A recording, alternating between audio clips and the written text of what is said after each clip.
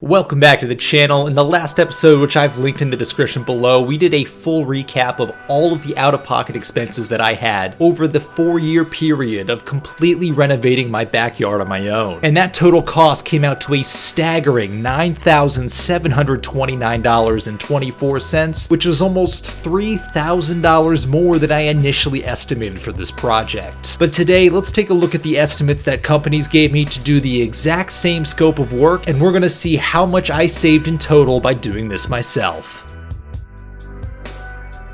I want to start by saying that for every portion of this project, I tried to get a few different estimates, and the estimates for every single portion of this project came with an insanely high variance of cost. For that reason, I'm going to give you 3 numbers for each portion of this project. I'm going to give you the lowest estimate, the highest estimate, and then the estimate that I personally would have gone with had I paid somebody else to do that work. Some of these quotes were really cheap just because of really shoddy workmanship, and some of these were insanely expensive because it was pretty clear to me that they didn't want to do the work, and they didn't think that it was worth their time unless they charged an obscene amount for the job. So if you get nothing else from this video, just know that you should always shop around for multiple quotes and try to find the best value in the highest quality work that you can at a reasonable price. But with all that in mind, let's get into the estimates. Starting with the cost of the excavation itself. I want to preface this by saying that the access to my backyard is not good. There's about a 6, maybe 7 foot gap between the side of my house and the stone retaining wall that separates me from the uphill neighbor. You just can't get big equipment back there, and doing this with a smaller loader takes a lot of time. As a result of that, the quotes that I initially got just for the excavation of this project were between $19,000 and $28,500. Those numbers seemed incredibly unrealistic to me, so I tried to fully excavate this on my own for the first 2 summers before eventually spending 6 months finding a company who could do it for $3,500. They were $2 to $3 grand less expensive than the next lowest bid, and ultimately that is the company that I ended up going with. After which I had to replace this concrete footing at the first tier of our retaining wall. The lowest estimate that I got was $2,200, and the highest estimate that I got was $5,500 for this work, which included removing some of the old concrete and cinder blocks that were in the way, constructing the new form or mold that the concrete would be poured into, and then supplying, filling, and leveling out that concrete. The low bidder's build quality was not impressive to me though, so the company I actually would have gone with came in at $2,700. Next was the removal of a lot of unwanted plants, many of which were very invasive. Starting with 3 trees that had to be cut down, I had estimates that ranged from $300 to $1,200 per tree, and honestly, because these trees were on the smaller end, the $300 bid is who I would have gone with for a total cost of $900. Had I gone with the most expensive option, that would have totaled $3,600 for the removal of those trees. Next was tree stump removal. I had 4 total tree stumps, including one of which that was 3 feet wide. It was absolutely massive, and the quotes to remove all of those ranged from $100 to $400 each. The company I would have selected was charging $250 per stump, and that included removing a number of the roots. In total, that would have been $400 for the low bidder, $1,600 for the high bidder, or about $1,000 for the company that I would have gone with to remove those tree stumps had I not done it myself. Similarly, I had a ton of very tall, very invasive bushes that I also needed removed. The quotes that I received to remove those bushes, including the stumps, ranged from $200 on the low end to $750 on the high end. And the company I would have used for the tree stump removal also quoted those at $300 a piece, and I probably would have used them just for simplicity. In total, I had 16 bushes that needed to be removed. This brought the total estimate from $3,200 on the low end to the highest bidder at $12,000. And the company that I would have gone with was closer to the low end at $4,800 total. The next piece of landscape includes the installation of all of the gravel, both for the drainage behind the retaining wall as well as the mulching around the yard. The estimates that I received all charged per cubic yard of gravel that was installed, ranging from $247 on the low end to $457 per yard on the high end. The company I would have used was going to charge $300 per cubic yard, and as I said, throughout the yard project, I used 15 total total cubic yards of gravel, bringing the low total to $3,705, the high total to $6,855, and the company that I would have hired at $4,500 even. And after that gravel was in place, the next expense was the landscape edging, for which companies charged per linear foot. As I stated in the materials video, I used 4 60-foot rolls, so 240 total linear feet, with the estimates coming in anywhere from $2 to $11.50 per linear foot, and the company that I would have ultimately used coming in at $3.50 per linear foot. That brought the totals from $480 on the low end to $2,760 on the high end, and the company that I would have likely paid to do it coming in at $840. Next on the list was the installation of the 2 fence posts. Those were going to cost anywhere from $50 to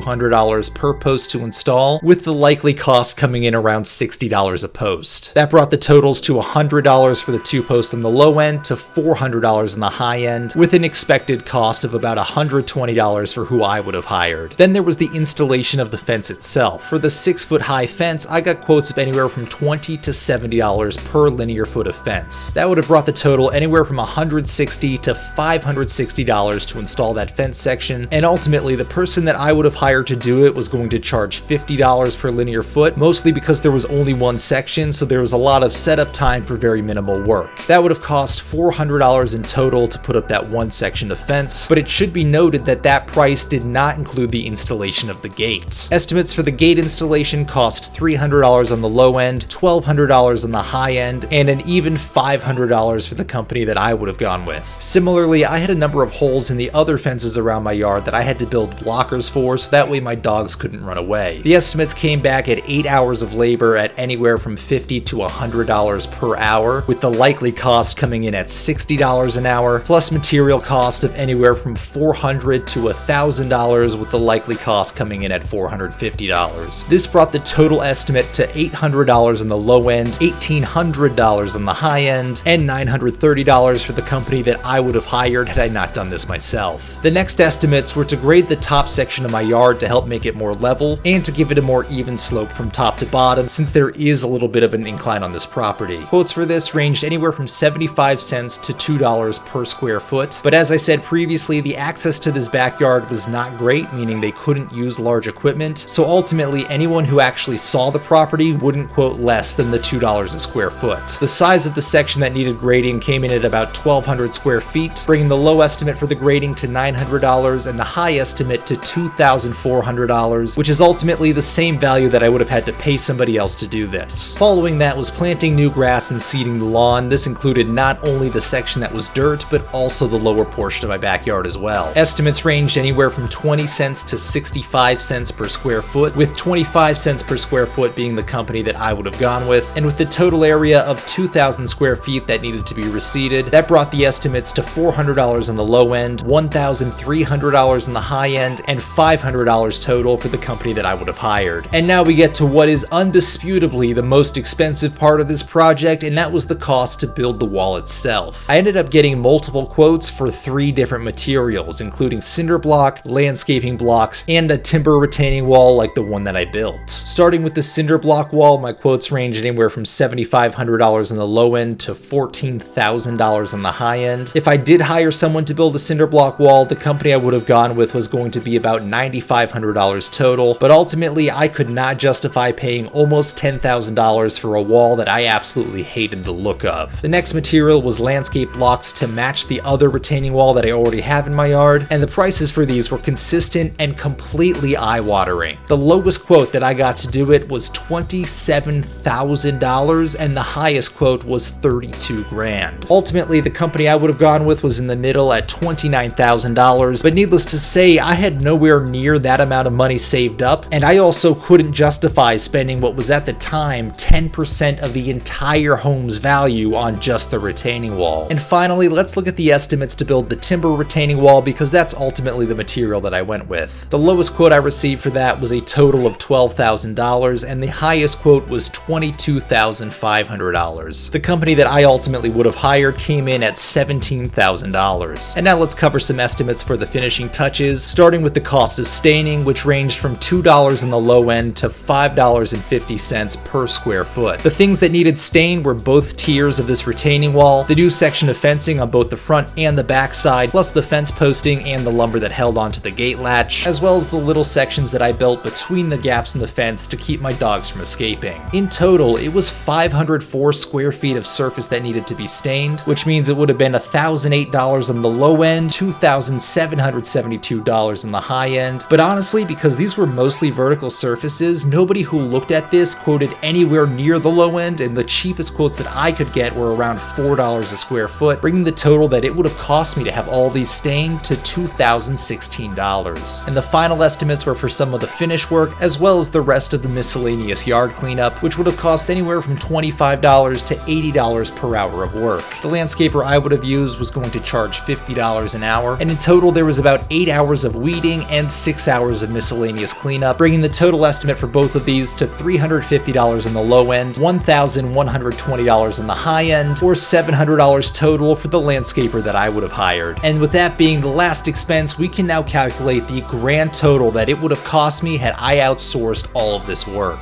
If you used the lowest price for absolutely everything in this project, the total cost would have come out to $30,403. But like I already mentioned, because of the setup of my yard and complexities with this specific project, a lot of those low estimates weren't even possible on this specific project. In a lot of cases, those were the bare minimum costs that a company might quote if one, the project was big enough, or two, it was a very straightforward and simple job with easy access. So even though this total at over $30,000 is a lot of money, it was completely unrealistic and not achievable for this project. And in many ways, the high estimates that I got were oftentimes equally insane and outlandish, and would have made no sense whatsoever to spend that much money on a property of this value. And that's because the total on the high end was $94,867. That number is literally almost half as much as I paid for this entire house. And from an investment perspective and a resale value perspective, there is an absolutely 0% chance it would have raised the property value by almost $95,000, meaning that I would have lost at a minimum half of that total value. Which brings us firmly back into reality and to the quotes that I would have used had I decided to outsource this project. This is the realistic actual cost to do all of this work for this specific property, and this is the dollar amount with the companies that I personally felt had the best ratio of quality to price point. Or worded differently, this was the right balance and the sweet spot between total price and total quality of the end product. And that total value was $42,806. As those price points sank in, I want to remind you that in total, by doing this myself, I spent $9,729.24, which means compared to the total of what I realistically would have paid somebody else to do the same exact scope of work, I saved $33,076.76. And keep in mind, those savings are despite spending a total of $1,465.04 on my utility trailer, all the accessories, the tow hitches and wiring harness to be able to tow it, and every single tool I used to complete this project, all of which I still own, still have value, and I could either resell them to recoup some of that cost, or I could use them again on a future project with no additional cost. So even though I'm including these at almost $1,500 of total expenses, even though I spent $2,700 more than I initially planned for this project, I still saved 77.3% of the total cost by doing everything that I could on my own and not paying other companies to do it unless it really made sense, such as when I paid the company for excavation. Was it worth the hassle of doing all this on my own to save over $33,000? I certainly think so, but if you disagree or if you would have done anything differently on this project, let me know in the comments below. And with that, thanks for watching.